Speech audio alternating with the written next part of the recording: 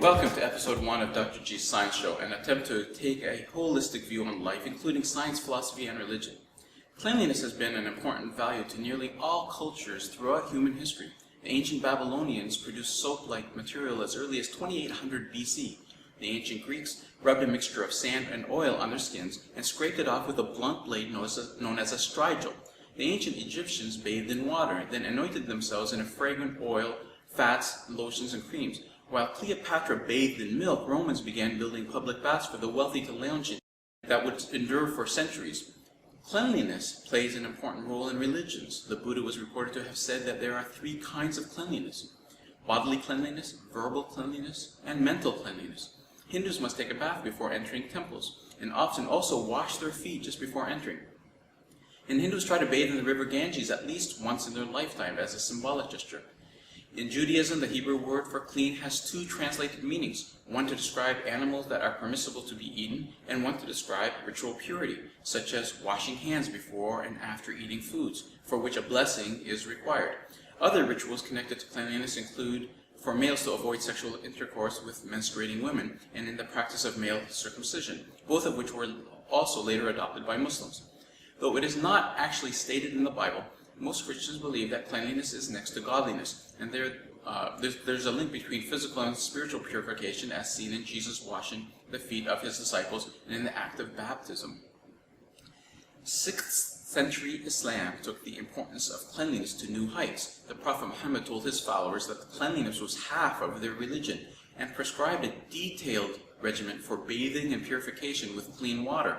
In a ritual known as wudu, a Muslim washes his or her hands, mouth, nose, face, arms, head, ears, neck, and feet in that order 3 times each, in preparation for each of the 5 daily prayers, and therefore may wash with water up to 15 times a day or more.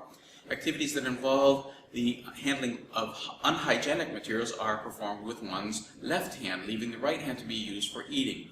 Additionally, there are prescriptions for brushing teeth, taking full baths, and washing after lavatory use. This regimen, for all observant Muslims, is all the more remarkable given the scarcity of water in the Arabian Peninsula, the region that Muhammad lived.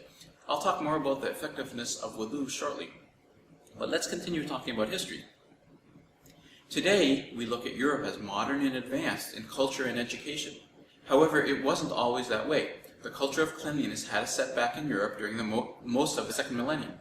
In reaction to the nudity and perceived debauchery of the Roman baths, churches discouraged bathing as indulgent at best and decadent at worst.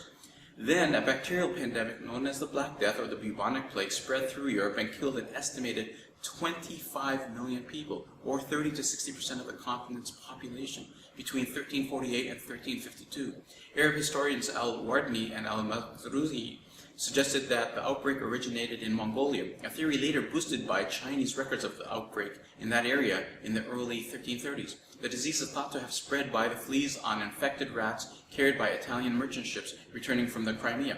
Jews in Europe generally practiced better hygiene, and their population was not as badly affected as the Christian population. Many Muslim cities in Syria, Palestine, Egypt, and Arabia also suffered greatly from the plague. However, the higher level of hygiene in the Islamic lands likely prevented the degree of devastation seen in Europe. The Black Death transformed every facet of European society, and not always for the better. Some in the European medical establishment believed that the disease was absorbed through the skin, after water opened its pores, and further shunned both public and private baths for centuries. Cleanliness amongst European royals was especially problematic. Records of royal physicians show that in France, King Louis XIII, born in 1601, wasn't given a bath until he was 7 years old, and his father, King Henry IV, was infamous for his filth. Queen Elizabeth of England bathed only once per month, and Queen Isabella of Spain, now famous for sponsoring Christopher Columbus's trip to the New World, once bragged that she had only taken a bath twice in her life. Though Napoleon Bonaparte in the early 1800s broke with this trend and relished hot baths, it wasn't until the late 19th century when Louis Pasteur of France and Robert Koch of Germany developed germ theory, and increased foreign trade with Turkey, North Africa, and India brought cleanliness back into fashion into Europe.